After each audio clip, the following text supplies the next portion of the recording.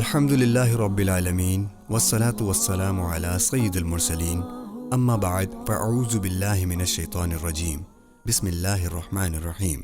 تاریخ کا علم کئی اعتبار سے غیر معمولی اہمیت کا حامل ہے۔ اس کی اہمیت کا سب سے نمایاں پہلو یہ ہے کہ تاریخ سے انسان نہ صرف اپنا رشتہ ماضی سے جوڑے رکھتا ہے بلکہ مستقبل کی رہنمائی بھی انسان کو حاصل ہوتی ہے۔ تاریخ ماضی کی ایک داستان ہے۔ جہاں تک مسلمانوں کی تاریخ کا تعلق ہے تو اس میں دلچسپی کا ایک اضافی سبب یہ پایا جاتا ہے کہ عام انسانوں کو صرف اپنے خطے، نسل اور قوم کی تاریخ سے تعلق ہوتا ہے، جبکہ مسلمان دنیا کے ہر اس علاقے کی تاریخ کو اپنی تاریخ سمجھتے ہیں جس سے کبھی بھی امت مسلمہ کا واسطہ رہا ہو۔ نیز مسلمانوں کے درخشاں ماضی میں آج کے مسلمان کے لیے درس ہے کہ وہ اپنے تابناک ماضی کی روشنی میں اپنے حال کو روشن و منور کر سکتے ہیں۔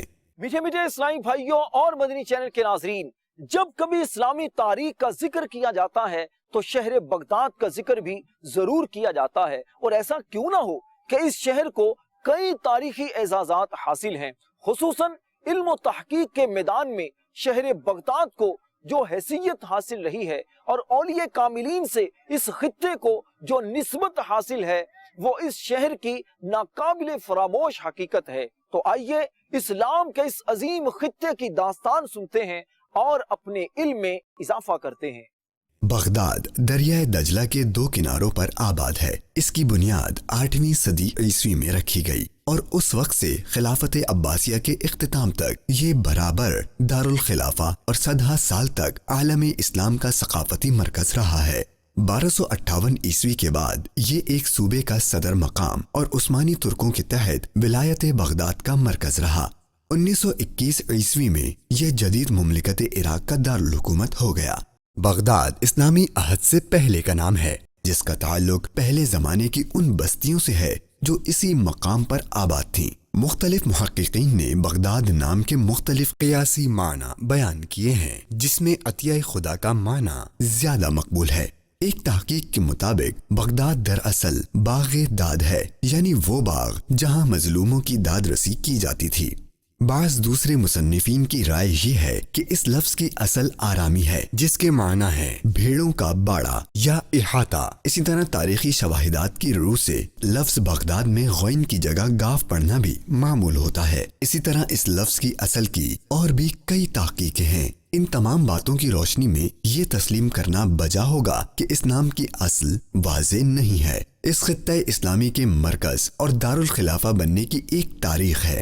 نبی کریم صلی اللہ تعالی علیہ وآلہ وسلم کے پردہ فرمانے کے بعد خلیفہ اول حضرت سیدنا ابو بکر صدیق رضی اللہ تعالی عنہ نے اپنی خلافت کے قیام کے بعد مدینہ منورہ کو عالم اسلام کے لیے دارالخلافہ مقرر فرمایا۔ پھر آپ رضی اللہ تعالی عنہ کے پردہ فرمانے کے بعد حضرت عمر فاروق اعظم رضی اللہ تعالی عنہ اور ان کے بعد حضرت عثمان غنی رضی اللہ تعالی عنہ نے بھی مدینہ منورہ کو ہی خلافتی امور کی انجام دہی کے لیے اسلام کا مرکز بنایا، مگر حضرت عثمان غنی رضی اللہ تعالی عنہ کی شہادت کے بعد حضرت علی المرتضی کرم اللہ تعالی وجہہ الکریم کوفہ منتقل ہو گئے اور آپ نے وقت کے تقاضوں کے پیش نظر اپنے دور خلافت میں کوفے کو اسلامی خلافت کا دارالخلافہ مقرر فرمایا۔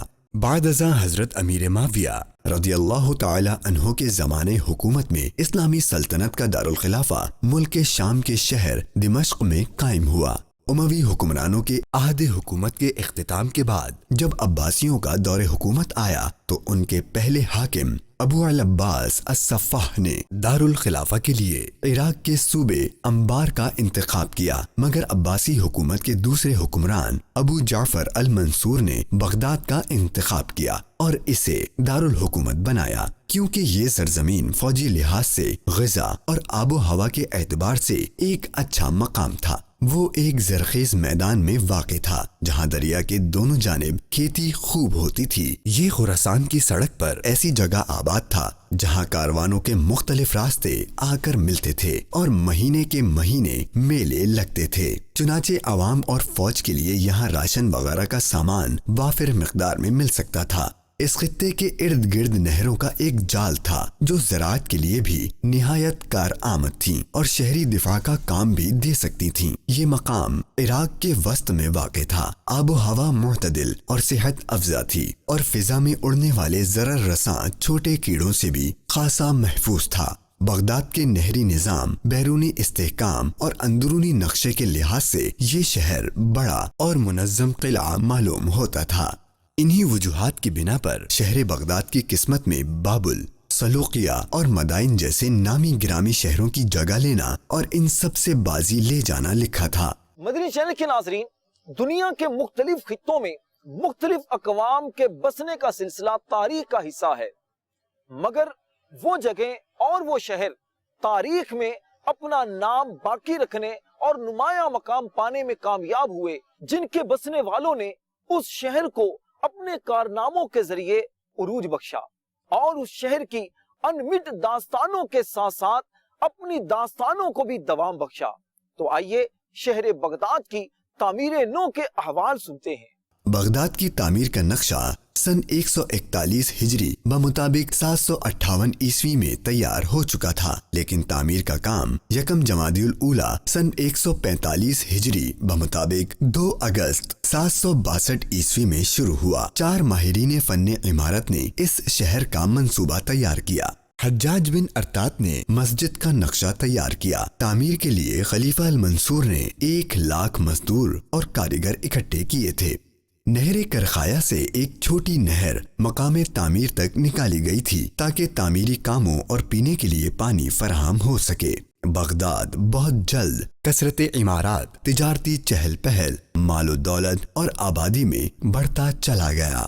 بغداد کے حسن و جمال کی تعریف میں شاعرہ نے کئی اشعار لکھے ہیں اور وہ اسے فردوس ارضی کہتے ہیں۔ اس کے حیرت انگیز باغ، سرسبز دیہات اور اونچے اونچے عالی شان محلات جن کے دروازے نقش و نگار سے آراستہ اور ایوان اعلیٰ درجے نفیس فرش سے مزین تھے، تاریخی اعتبار سے بہت مشہور تھے۔ اندرونی فسادات اور بیرونی حملوں سے کئی بار بغداد کو سخت صدمہ پہنچا، مگر گزرتے وقت کے ساتھ اس کی تعمیر و ترقی بھی ہوتی رہی۔ بغداد کا جغرافیائی مقام، اس کے سرگرم عمل باشندے، پھر حکومت کا لوگوں کو تجارت کی ترغیب دینا اور خلافت کی شہرت اور ناموری نے بغداد کو بہت جلد تجارت کا ایک عظیم مرکز بنا دیا۔ منڈیاں بغداد کی زندگی کی ایک خصوصیت بن گئیں۔ ہر جنس تجارت کا ایک الگ الگ بازار تھا، مثلاً میوے کا بازار، کپڑے کا بازار، روئی کا بازار، کتب فروشوں کا بازار۔ اس کے علاوہ شہر کے مشرقی حصے میں بھی مختلف قسم کے بازار قائم تھے۔ ان میں پھولوں کا بازار، کھانے کا بازار، سناروں کا بازار، بکرا منڈی، کتب فروشوں کا بازار اور چین سے درآمد شدہ اشیاء کا بازار شامل تھے۔ المنصور کے زمانے سے منڈیوں کی نگرانی کے لیے محتسب مقرر کیا جاتا تھا جو دھوکے بازی اور فریب کی روک تھام اور ناپ تول کے باٹوں کی جانچ پڑتال کرتا تھا۔ بغداد تجارتی اور ثقافتی سرگرمیوں کا بڑا مرکز بنا رہا۔ اسی طرح آبادی کے لحاظ سے بھی بین الاقوامی شہر بن گیا۔ میرے محترم اور پیارے اسلامی بھائیوں، اسلامی تاریخ خصوصاً بغداد شریف کی تاریخ کی اگر بات کی جائے تو یہ علوم و فنون کی ترویج و اشاعت اور تحقیق و تنقیق کی اسلامی ثقافت کے ذکر کے بغیر نامکمل ہے۔ مذہب اسلام کی بنیاد تعلیم و تعلم ہے اور علم کی روشنی سے عالم کو روشن کرنا اہل اسلام کا وتیرہ رہا ہے، اور بغداد شریف اس حوالے سے ایک عظیم اسلامی خطہ رہا ہے۔ آئیے اسے سنتے ہیں۔ اسلامی تاریخ کا اگر مطالعہ کریں تو پتہ چلتا ہے کہ مسلمانوں نے شروع ہی سے علم کی شمع روشن رکھی، جس کی روشنی مشرق سے مغرب تک پہنچ گئی۔ بغداد جو کہ علم کا سمندر تھا، یہاں دوسرے ممالک کے لوگ علم کی پیاس بجھانے آتے تھے۔ خلیفہ المنصور نے جب بغداد شہر کی بنیاد رکھی تو ساتھ ہی ایک دارالترجمہ بھی قائم کیا جو بیت الحکمت کے نام سے موسوم ہوا، جس کا مقصد قدیم ایرانی، عبرانی، مصری اور شامی زبانوں کی علمی کتابوں اور مسودات یعنی مینیوسکرپٹ کو عربی زبان میں منتقل کرنا تھا۔ خلیفہ ہارون رشید کے دور میں اس ادارے کو مزید فروغ دیا گیا اور ہندوستانی، یونانی اور رومی زبانوں کے مسودات کے تراجم کا نیا سلسلہ شروع ہوا۔ اس کے علاوہ یہاں سائنسی علوم پر تحقیقات کی جاتی اور ان علمی تحقیقات کے ذریعے عوام کو جدید نظریات سے آگاہ کیا جاتا تھا۔ यहाँ उलूम तबीई यानी नेचुरल साइंसेस से मुताल्लिक भी कुछ तजरबे किए जाते थे और उलमाए दीन तहकीकी काम किया करते थे। खलीफा अल मामून ने बैतुल हिकमत को यहाँ तक तरक्की दी कि इसने बनी नौ इंसान की तारीख को बदल डाला। अल मामून ने इस इदारे की माशी मराआत में कई गुना इजाफा किया। एक बहुत बड़ी इमारत इस मकसद के लिए तामीर की गई। मुर्रिखीन का कहना है कि इमारत बजाते खुद फन्ने तामीर का एक नादिर शाहकार थी। इसको कीमती कालीनों, पर्दों और रात के वक्त काम के लिए फानूसों और कंदीलों से मुज़य्यन किया गया। अपनी नौयत के लिहाज से ये दुनिया का पहला ऐसा इल्मी मंसूबा था जिसको मुकम्मल सरकारी सरपरस्ती हासिल थी। इसकी ज़रूरियात की तकमील के लिए खतीर रकम मुख्तस थी। इंतहाई काबिल अफराद को इस इदारे के लिए मुंतखब किया जाता। अल मामून के दौर में बैतुल हिकमत को मुख्तलिफ शोबों में तकसीम किया गया था, जिसमें सितारों की गर्दिश मुशाहिदा करने की जगह, हस्पताल और तिब्बी तहकीक का शोबा, रियाजियात, कीमिया, जोग्राफिया और फल्कियात का शोबा और साइंस और फलसफे की तरबियत गाह, जिसमें दुनिया भर से आए तालिब इल्मों की तालीम और तरबियत का इंतजाम था। दुनिया भर से माहिरीन को यहाँ यकजा किया गया था और जुज़वक्ती उमूर के लिए भी माहिरीन को मदऊ किया जाता। दुनिया भर में मुख्तलिफ वफूद रवाना किए जाते जो कीमती और नायाब मुसव्वदात यानी मैन्युस्क्रिप्ट ढूंढ कर लाते, जिनको दारुत तर्जमा में अरबी जबान में मुंतकिल किया जाता। अगर ये इदारा ना होता तो आज हम कदीम यूनानी, ईरानी और मिस्री उलूम और इनके बानिजीन से वाकिफ ना होते। इसी इदारे में यूनानी हुक्मा अरस्तु और अफलातून की तख्लीकात का तर्जमा किया गया और आज भी अरस्तु और अफलातून की तख्लीकात का माखज़ यही तर्जमा शुदा मुसव्वदात हैं। लेकिन ये काम सिर्फ तर्जमे की हद तक महदूद न था, बल्कि ये कदीम उलूम का तफसीरी और तनकीदी अहिया था। गलत नजरियात को नई तहकीकात की रोशनी में रद्द किया जाता और जदीद नजरियात की तश्कील होती। मुख्तलिफ शोबाजात ने अपने वक्त की नाबिगाए रोजगार और अहद साज शख्सियात वाबस्ता रहीं। मशरक़ी उलूम और ज़बानों के यूरोपियन माहिरीन का इस बात पर इत्तेफाक है कि बैतुल हिकमत अपने वक्त में दुनिया की सबसे बड़ी लाइब्रेरी, सबसे बड़ा रिसर्च सेंटर, सबसे बड़ी जदीद रसदगाह यानी ऑब्जर्वेटरी और पहली बैनुल-अक़वामी यूनिवर्सिटी थी। और इस तरह ये 8वीं सदी से 13वीं सदी तक दुनिया का सबसे बड़ा तालीमी, तहकीकी और तहजीबी मरकज था। बगदाद सकाफत का एक अजीम मरकज था। ये हनफी और हमली फ़िक़्ह का घर था। बगदाद की मस्जिदें खुसूसन जामिउल मंसूर उलूम के बड़े मरकज थे। किताबों की दुकानों की कसीर तादाद जो बाज़ औक़ात अदबी मराकिज़ का दर्जा रखती थीं। इनसे जाहिर होता है कि वहाँ तहजीब और सकाफत की सरगर्मियाँ किस कदर वसी पैमाने पर जारी थीं। इसके शायरों, मुअर्रिखों और उलमा की इतनी ज्यादा तादाद थी कि बयान नहीं की जा सकती। हजरत हाफिज अबू बकर अहमद बिन अली खतीब बगदादी रहमतुल्लाहि ताला अलैह की किताब तारीख़ बगदाद को देखकर मालूम होता है कि इल्म के एक एक शोबे में बगदाद से ताल्लुक़ रखने वाले फुज़ला की तादाद कितनी ज्यादा थी। सिर्फ खुलफा ही नहीं बल्कि वुज़रा और बड़े बड़े ओहदेदार सब इल्म फजल की हर तरह की कदर अफजाई करते थे। इस्लामी सकाफत का तख्लीकी अहद बगदाद के साथ वाबस्ता है। इसी अहद में आगे चलकर आम कुतुबखाने जो मुताले और तालीम के मरकज थे कायम किए गए। इनमें सबसे ज्यादा मशहूर अबू नसर साबूर बिन अर्द शेर का दारुल इल्म था। जब मदरसों का दौर शुरू हुआ तो बगदाद ही इस मैदान में सबसे आगे था, जहां अन-निज़ामिया और अल-मुस्तनसरिया जैसे मदरसे कायम हुए और इनका असर तमाम मदारिस के तरीक़े दर्स और तर्ज़े तामीर पर पड़ा। मीठे मीठे इस्लामी भाइयों और मदनी चैनल के नाजरीन, शहर बगदाद की फजाओं में इल्म तहकीक की शऊर के परवान चढ़ने और मुख्तलिफ शोबाजात की तामीर और तरक्की के बारे में सुनकर और पढ़कर यकीनन फरहत का एहसास होता है। मगर वहीं दूसरी जानिब जब शहर बगदाद के तख्तो ताराज और गारत गरी के तारीखी पहलू पर नजर पड़ती है तो दिल बेकरार हो जाता है। आइए इसका भी मुख्तसर जायजा लेते हैं। मंगोलों के एक कबीले ताता मंगू से मंसूब तातारी कौम माजी की एक इंतहाई खतरनाक और सफाक तरीन जंगजू कौम थी। 7वीं सदी हिजरी में तातारियों ने मुसलमानों की सरजमीन पर अजीम जारिहत का इर्तिकाब किया, जिसके नतीजे में मुसलमानों का आखिरी अब्बासी खलीफा मुस्तअसम बिल्लाह हलाक हो गया اور دارالحکومت بغداد سمیت مسلمانوں کی 3/4 سرزمین تاتاریوں کے قبضے میں چلی گئی۔ بغداد کی تباہی کے بعد خلافت عباسیہ کا ہمیشہ کے لیے خاتمہ ہو گیا، جس کے بعد مسلمانوں کو پے در پے شکست کا سامنا کرنا پڑا۔ سن 1258 عیسوی میں منگولیوں کے ہاتھوں بغداد کی تباہی اور خلافت عباسیہ کے خاتمے کو سقوط بغداد کے نام سے یاد کیا جاتا ہے۔ ہلاکو خان کی زیر قیادت منگول افواج نے دارالحکومت بغداد کو صرف فتح کرنے پر ہی اکتفا نہ کیا، بلکہ شہر میں لاکھوں مسلمانوں کا قتل عام کیا اور کتب خانوں کو بھی نظر آتش اور دریا برد کر دیا۔ بیت الحکمت، جو بے شمار قیمتی تاریخی دستاویزات اور طب یعنی میڈیکل سے لے کر علم فلکیات یعنی ایسٹرونومی تک کے موضوعات پر لکھی گئی کتابوں کا گھر تھا، اس کو بھی تباہ کر دیا گیا۔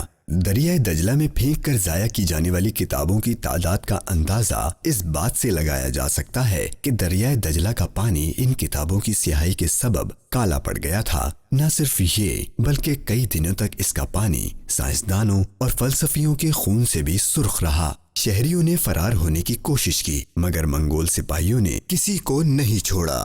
منگولوں نے لوٹ مار کی اور پھر مساجد، محلات، لائبریریوں اور ہسپتالوں کو تباہ کر ڈالا۔ شاہی عمارتوں کو جلا دیا گیا۔ سرور عالم نور مجسم صلی اللہ علیہ وسلم نے ارشاد فرمایا، الاسلام یعلو ولا یعلا، اسلام ہر دور میں غالب رہا ہے، مغلوب نہیں ہوا۔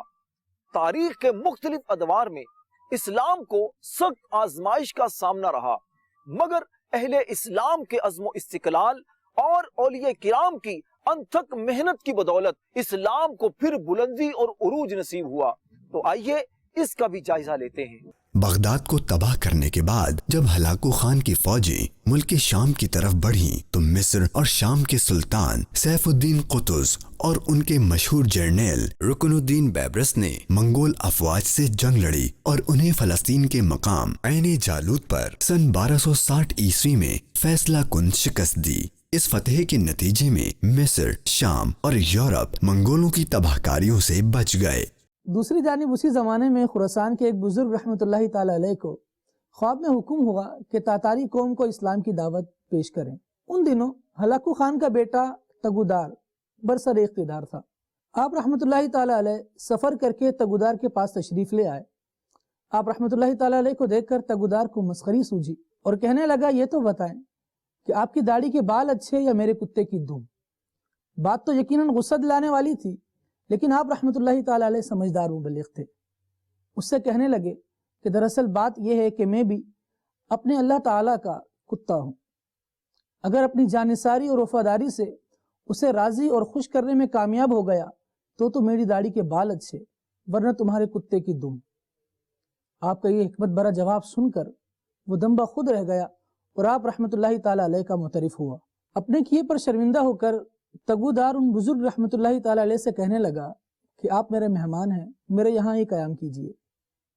وہ بزرگ رحمۃ اللہ تعالی علیہ وہیں ٹھہرے۔ تگودار روزانہ آپ رحمۃ اللہ تعالی علیہ کی خدمت میں حاضر ہوتا اور آپ محبت اور شفقت کے ساتھ اسے اسلام کی طرف راغب کرتے۔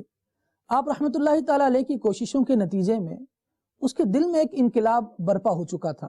وہی تگودار جو کل تک اسلام کو صفحہ ہستی سے مٹانے کے در پہ تھا، آج اسلام کا شیدائی بن چکا تھا۔ بالآخر انہی خراسانی بزرگ رحمۃ اللہ تعالی علیہ کے ہاتھوں تگودار اپنی پوری قوم سمیت مسلمان ہو چکا تھا۔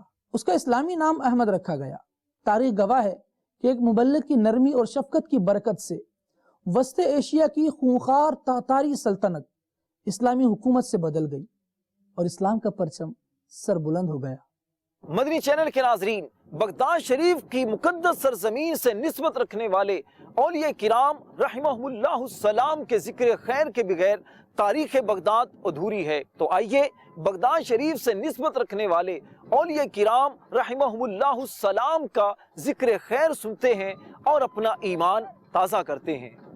بغداد شریف اولیاء کرام کی سرزمین ہے۔ بغداد اہل اللہ کا مدفن اور اہل محبت کی عقیدتوں کا مرکز ہے۔ وہ شہر جس میں داخل ہوتے ہی عقیدت سے اقطاب عالم زمانہ کی گردنیں خم ہو جایا کرتی تھیں، اور ایسا کیوں نہ ہو کہ یہاں تصوف کے اماموں، شریعت کے رہنماؤں اور طریقت کے پیشواؤں کے مقدس نورانی مزارات ہیں۔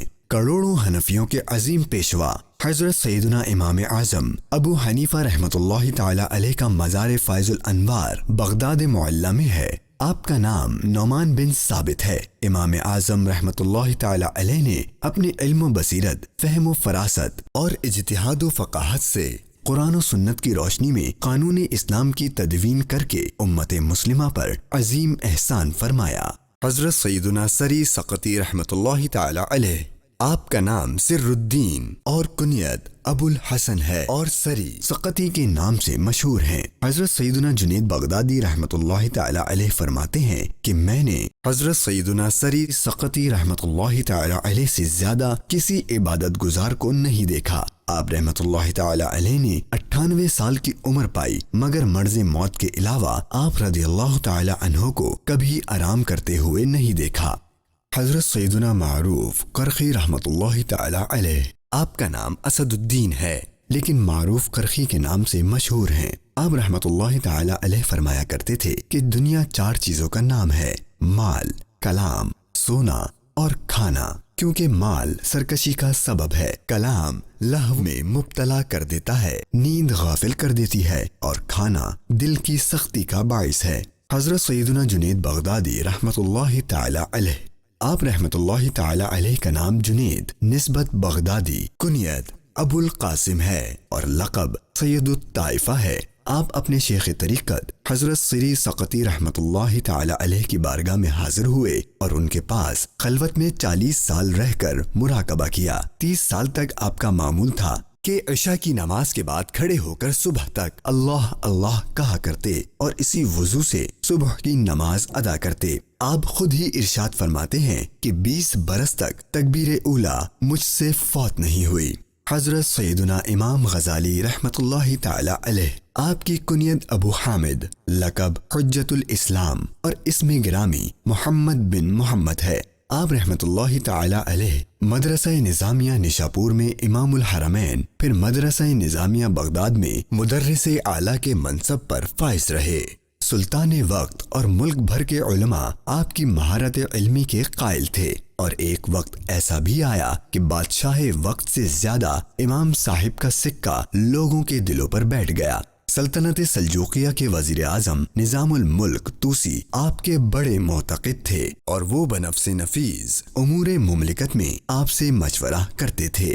حضرت سیدنا غوث اعظم رضی اللہ تعالی عنہ، شہنشاہ ولایت، فانوس ہدایت، حضور پر نور، حضرت سیدنا غوث اعظم حضرت شیخ محی الملہ والدین ابو محمد عبد القادر جیلانی رحمۃ اللہ تعالی علیہ کا 4 سو نور برساتا پیارا پیارا روضہ بھی بغداد معلی میں ہے، جو بغداد کی پہچان، قادریوں کے دلوں کی جان اور طالب حق کا منتہائی مقام ہے۔ حضور غوث پاک رحمۃ اللہ تعالی علیہ ساری کائنات میں ولیوں کے امام ہیں۔ آپ 13 علوم میں تقریر فرماتے تھے۔ 40 سال عشاء کے وضو سے فجر کی نماز ادا کی۔ جب آپ بے وضو ہوتے تو اسی وقت وضو فرما کر 2 رکعت نماز نفل پڑھ لیتے تھے۔ آپ رحمت اللہ تعالی علیہ کے ہاتھ پر 500 سے زائد یہودیوں اور عیسائیوں نے اسلام قبول کیا، اور 1 لاکھ سے زیادہ ڈاکو، چور، فساق و فجار، فسادی و بدعتی لوگوں نے توبہ کی۔ حضور غوث پاک رضی اللہ تعالی عنہ اپنے قصیدہ غوثیہ میں فرماتے ہیں، بلاد اللہ ملکی تحت حکمی، یعنی اللہ پاک کے تمام شہر میرے تحت تصرف اور زیر حکومت ہیں۔ ان اولیاء کرام کے علاوہ حضرت بشر حافی، حضرت شیخ ابو الحسین نوری، حضرت شیخ ابو بکر شبلی، حضرت بہلول دانا، امام ابو الحسن علی بن عمر البغدادی، الدار قطنی، معجم المؤلفین، مشہور مفسر قرآن حضرت علامہ ابو الفضل شہاب الدین سید محمود آلوسی بغدادی، صاحب روح المعانی حضرت داؤد تائی، حضرت ابراہیم خواص، سلسلہ سہروردیہ کے امام شیخ شہاب الدین سہروردی رحمت اللہ تعالی علیہم اجمعین کے مزارات کے ساتھ ساتھ اور بھی کئی عظیم اولیاء اکرام کی درگاہیں بغداد شریف میں موجود ہیں، جو آج تک فیض رساں اور مرجع خلائق ہیں۔ ان بزرگان دین رحمت اللہ تعالی علیہم اجمعین کے نام اور کام آج بھی نمایاں اور روشن ہیں۔ ان مقدس ہستیوں کے اعمال اور اخلاق سچی خدا ترسی، بے لوث زاہدانہ زندگی، مخلوق سے استغنا، جذبہ ایثار، بے غرض خدمت خلق اور ایمانی کیفیات نے اسلامی اور روحانی دنیا میں ایک عظیم انقلاب برپا کر دیا تھا۔ ان کی ذات سے اسلام کا اخلاقی وقار قائم تھا۔ اس کا نتیجہ تھا کہ ان کی تقریریں سن کر اور ان کے اعمال و اخلاق دیکھ کر بکثرت یہودی، عیسائی اور مجوسی مسلمان ہوئے تھے۔ مدنی چینل کے ناظرین، نیکی کے ساتھ ساتھ برائی بھی ہے۔